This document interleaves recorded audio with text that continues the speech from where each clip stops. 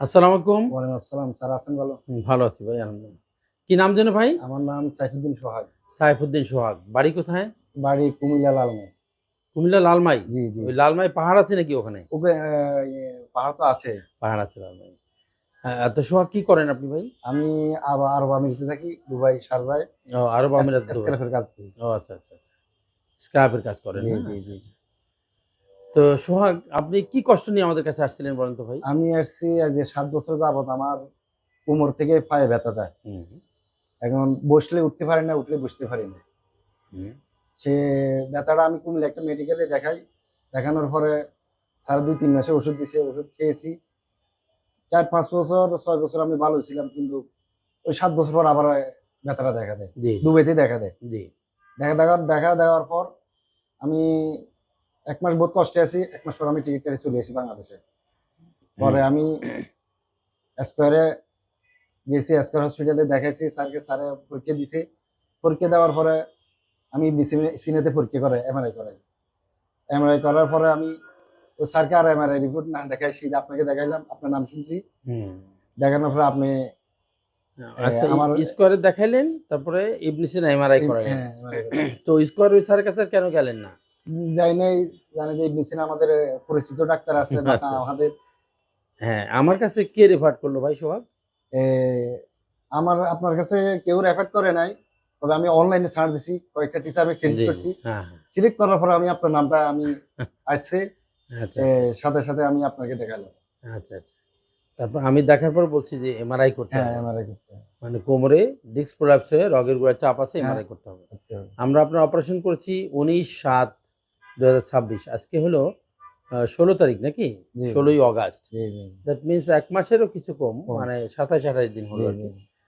তো আমরা যদি জিজ্ঞেস করি যে এই ১ মাস আগে আপনার ডিস্ক সার্জারি হয়েছে L4-5 লেভেলে, এই ২৭-২৮ দিন পরে আপনি কেমন আছেন? আমরা যদি বলি আগের কষ্টটা যদি ১৬ আনা থাকে বা ১০০ ভাগ থাকে, হুম। তাহলে আজকে আপনি কত ভাগ ভালো হয়েছেন? আমি আলহামদুলিল্লাহ আল্লাহর কাছে শুকরিয়া। আমি এখন ফুল আনে ভালো আছি। হাঁটতে, বসতে, চলতে ফিরতে সব পারি। হুম, মোটামুটি কাজকামও করতে পারি। তবে এখনো বাড়ি কাজ কাম করি নাই। হুম। যেহেতু আমাকে এটা ২-৩ মাস ৪ মাস আমাকে বিশ্রামে থাকতে হবে। বিশ্রাম থাকতে হবে, রেস্টে থাকতে হবে। জি, জি। ওষুধের ট্রিটমেন্ট চালাতে হবে। হ্যাঁ, তো ভাই সোহাগ আপনি যে শতভাগ ভালো হয়ে গেছেন আলহামদুলিল্লাহ। তাইলে এই কোমরের সার্জারি করার পর অনেক মানুষ তো ভয় পায়। যে মানে এখনো আমাদের প্রতিনিয়ত এই প্রশ্নের উত্তর দিতে হয় যে, "স্যার আমাকে তো মানুষ ভয় দেখায় যে ওই অপারেশন করলে আমি নাকি পঙ্গু হয়ে যেতে পারি। আর হাঁটতে নাও সক্ষম হতে পারি।" তাহলে তাদের জন্য আপনার কোনো বক্তব্য আছে সোহাগ? আলহামদুলিল্লাহ আমি এ তাদেরকে একটা উদ্দেশ্যে কথা বলব। ভয়ের কোনো কিছু নাই, ভয়ের কোনো কারণ নাই। আত্মবিশ্বাস রাখতে হবে।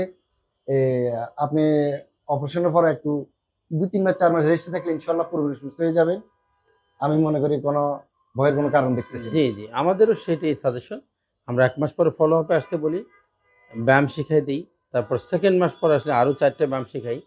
এভাবে যদি আমাদের নিয়মকানুন মেনে চলে তাহলে শতভাগ সুস্থ হয়ে যাবেন। সোহাগ ইনশাআল্লাহ, আপনি তো ইনশাআল্লাহ, ভালো হয়েছেন। তবে আপনাকেও কিন্তু নিয়ম চলতে হবে। ২-৩ মাস নিয়ম কানুনের মধ্যে থাকতে হবে। এরপর আপনি যত ভারী কাজই হোক করতে পারবেন সতর্কতার সাথে, হ্যাঁ? ইনশাআল্লাহ। তো ভাই সোহাগ আপনাকে অনেক ধন্যবাদ।